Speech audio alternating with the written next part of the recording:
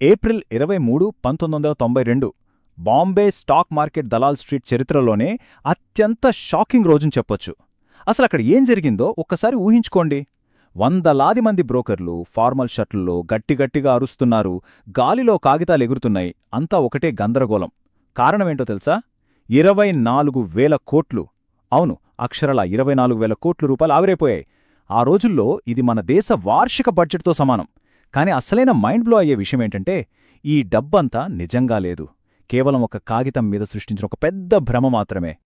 ఈరోజు మనం మాట్లాడుకోబోయే ఈ అంశం చాలా ఇంట్రెస్టింగ్గా ఉంటుంది. ఒక సాధారణ మధ్యతరగతి కుర్రాడు కేవలం కొన్ని కాగితాల ముక్కలతో దేశ బ్యాంకింగ్ వ్యవస్థనే ఎలా వణికించాడో, దలాల్ స్ట్రీట్లో ఒక బ్రహ్మాండమైన మాయాజాలాన్ని ఎలా సృష్టించాడో ఈరోజు డీకోడ్ చేద్దాం. లేట్ చేయకుండా అసలు మ్యాటర్లోకి వెళ్ళిపోదాం. అసలు ఈ స్టోరీ ఎక్కడ మొదలైందంటే 1954లో రాజ్కోట్లోని ఒక చిన్న కిరాణా షాపున్న కుటుంబంలో ఒక చిన్న బల్బు వెలుతురులో చదువుకున్న ఆ కుర్రాడు 70ల నాటికి బాంబే వచ్చి రద్దీగా ఉండే లోకల్ ట్రైన్లలో ప్రయాణిస్తూ బరువైన ఫైళ్లు మోసే స్థాయికొచ్చాడు. సరిగ్గా అదే టైంలో రోడ్డు పక్క నిలబడి లగ్జరీ మర్సిడీస్ కార్ల నుండి దిగుతున్న బ్రోకర్లను చూసి ఆశ్చర్యపోయేవాడు. నేను కూడా ఇలా ఎదగాలి అన్న కసి అతన్ని 1980 నాటికి ఘాట్కోపర్లో ఒక చిన్న ఆఫీస్ తెరిచేలా చేసింది. అతనే మన దలాల్ స్ట్రీట్ బిగ్ బుల్. సరే, ఇదంతా పక్కన పెడితే అసలు ఈ స్కామ్ ఎలా జరిగింది? ఇక్కడ మనం తెలుసుకోవాల్సిన ఒక ఇంపార్టెంట్ పాయింట్ ఉంది. అదే బ్యాంక్ రిసీప్ట్, లేదా సింపుల్గా బిఆర్. ఈ కుంభకోణానికంతటికీ ఇదే మెయిన్ రీజన్. బ్యాంకులు తమ మధ్య అప్పులిచ్చుకునేటప్పుడు ఒక ప్రూఫ్గా వాడుకునే ఒక టెంపరరీ కాగితమిది. ఒక్క మాటలో చెప్పాలంటే ఈ 1,000 కోట్ల రూపాయల మాయాజాలమంతా జరిగింది కేవలం ఈ సింగిల్ పేపర్ ముక్క చుట్టూనే. నమ్మశక్యంగా లేదు కదూ? ఇది ఎలా పనిచేస్తుందో కొంచెం ఈజీగా అర్థం చేసుకుందాం. బ్యాంకుల దగ్గర కస్టమర్ల డిపాజిట్ సొమ్ము భారీగా ఉంటుంది కదా, దాన్ని ఊరికే ఉంచకుండా ఒక బ్యాంకు నుండి మరో బ్యాంకుకు షార్ట్ టర్మ్ లోన్స్ లాగా ఇస్తుంటారు. దీన్నే రెడీ ఫార్వర్డ్ డీల్ అంటారు. అంటే బ్యాంకు ఏ నుండి బ్యాంకు బికి క్యాష్ వెళ్తుంది, అందుకు బదులుగా బ్యాంకు బి ఒక బ్యాంకు రిసీప్ట్నిస్తుంది. 15 రోజుల తర్వాత వడ్డీతో సహా ఆ డబ్బు తిరిగి ఇచ్చేయాలి. కానీ అసలు లూప్హోల్ ఎక్కడుందంటే, సెక్యూరిటీ కోసం అసలైన ప్రభుత్వ బాండులు ఒక బ్యాంకు నుండి మరో బ్యాంకుకు చేరడానికి కొన్ని రోజులు టైం పట్టేది. ఈ గ్యాప్నే వాళ్ళు టార్గెట్ చేశారు. ఇంకేముంది, హర్షద్ సరిగ్గా ఈ గ్యాప్నే వాడుకున్నాడు. బ్యాంక్ ఆఫ్ కరాద్ లాంటి చిన్న చిన్న బ్యాంకుల అవినీతి అధికారులతో చేతులు కలిపాడు.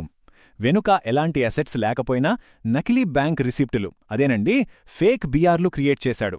ఆ నకిలీ కాగితాలను వేరే బ్యాంకుల్లో చూపిస్తూ భారీగా 5 కోట్ల రూపాయల నగదు సంచులను నేరుగా బయటకు తీసుకొచ్చి ఆ డబ్బును అలాగే స్టాక్ మార్కెట్లో పంప్ చేసేశాడు.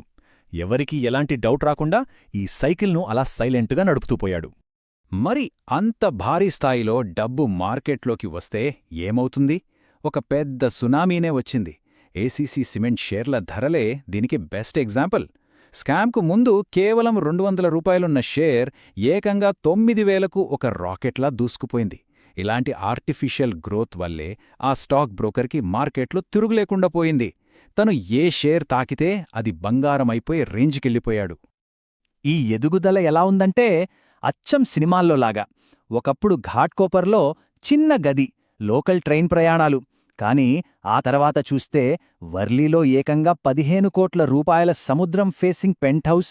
దానికి తోడు ఇండియాలో అప్పట్లో అమితాబ్ బచ్చన్ దగ్గర మాత్రమే ఉన్న silver colour Toyota Lexus car ఇతని దగ్గరే ఉండేది. డిజైనర్ సూట్లు, ఖరీదైన వాచ్లతో అదొక రేంజ్ లైఫ్ స్టైల్. ఇదంతా కేవలం ఒక పేపర్ ఇల్యూజన్ సృష్టించిన సంపద. కానీ ఎంత పెద్ద మాయైనా ఎప్పుడో ఒకప్పుడు బయటపడాల్సిందే కదా. Times of India journalist Sucheta Dalal చేసిన ఒక ఇన్వెస్టిగేషన్తో అసలు నిజం బయటపడింది. బిఆర్ నంబర్లు మ్యాచ్ అవ్వడం లేదు. ఇదంతా కేవలం కాగితాల మీద నడుస్తున్న గేమ్ అని ఆవిడ ప్రూవ్ చేశారు. మార్కెట్ రాకెట్లా పైకి వెళ్తోంది గాని దానికి బ్యాకప్గా ఎలాంటి యాసెట్స్ లేవని చేదు నిజం బయటకొచ్చింది. ఇక ఇక్కడ్నుంచే అసలైన కౌంట్డౌన్ మొదలైంది. ఆ రిపోర్టు బయటికి రాగానే ఏప్రిల్ 23, 1992న దలాల్ స్ట్రీట్ కుప్పకూలిపోయింది. ఒక్క ఆర్టికల్ ఆ స్కామ్ మొత్తాన్ని ప్రపంచం ముందుంచింది. ఆ ఒక్క రోజే మార్కెట్లో 1,000 కోట్ల సంపద కళ్ల ముందే ఆవిరైపోయింది. అప్పటివరకు ఉన్న ఆ బిగ్ బుల్ చిరునవ్వు శాశ్వతంగా చిరిగిపోయింది. నకిలీ కాగితాలతో కట్టిన ఆ పేకమేడ సెకండ్ల వ్యవధిలో నేలమట్టమైంది. ఈ క్రాష్ తర్వాత జరిగిన డ్యామేజ్ అంతా ఇంతా కాదు. 9,000కు వెళ్లిన ఏసీసీ షేర్ దారుణంగా 3,000కు పడిపోయింది. కానీ ఇందులో అత్యంత బాధాకరమైన విషయమేంటంటే రమేష్ షా లాంటి ఎంతోమంది సామాన్య ఇన్వెస్టర్ల జీవిత కాలపు పొదుపు మొత్తం బూడిదైపోయింది. ఎంతో ఆశతో దాచుకున్న డబ్బు పోవడంతో చాలా కుటుంబాలు రోడ్డున పడ్డాయి. మరోవైపు ఏకంగా టయోటా లెగ్జస్లో తిరిగిన ఆ మనిషి 72 కేసులు నెత్తికేసుకుని థానే జైల్లోని ఒక చిన్న 8x10 సైజు గదికి పరిమితమయ్యాడు. అయితే ఇక్కడే ఒక సంచలనమైన మలుపుంది. జైల్నుంచే ప్రెస్ కాన్ఫరెన్స్ పెట్టి అప్పటి ప్రధానమంత్రి నరసింహారావు గారికి ఒక సూట్ కేసులో ఏకంగా ₹1,00,00,000 ఆరోపించాడు.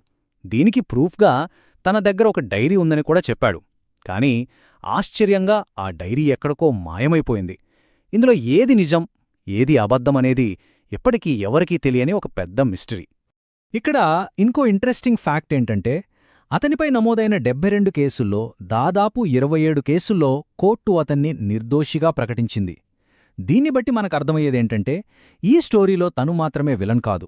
దీని వెనుక బ్యాంక్ చైర్మన్లు, అవినీతి అధికారులు, ఇలా ఒక పెద్ద బ్యాంకింగ్ కార్టెల్ సిస్టంలో ఉన్న లొసుగులను వాడుకుంది. కాని అందరి దృష్టి ఒక్కరిమీదే పడటంతో అసలు తప్పులు ఎక్కడ జరిగాయో అనేది కొద్దిగా పక్కకు వెళ్ళిపోయింది. ఏదేమైనా సరే ఈ భారీ కుంభకోణం మన ఫైనాన్షియల్ సిస్టమ్కి చాలా పెద్ద గుణపాఠం నేర్పింది. ఈ దెబ్బతోనే సెబీకి మార్కెట్ను కంట్రోల్ చేసే పూర్తి పవర్స్ వచ్చాయి. ఆ ఫిజికల్ కాగితాల ప్లేస్లో సేఫ్గా ఉండే డిజిటల్ డీమ్యాట్ అకౌంట్స్ వచ్చాయి.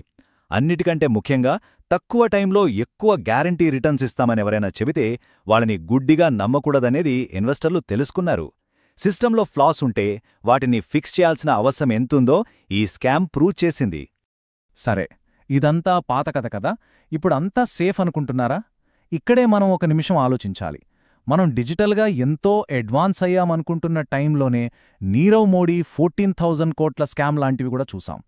అంటే టెక్నాలజీ మారినా మనుషుల అత్యాశ, సిస్టంలో ఉన్న లొసుగులు ఎప్పటికీ ఉంటూనే ఉంటాయా? అసలు మన ఫైనాన్షియల్ సిస్టమ్ ఈరోజు నిజంగానే 100% సురక్షితంగా ఉందా? ఇది ఖచ్చితంగా మనం అంతా ఆలోచించాల్సిన విషయం.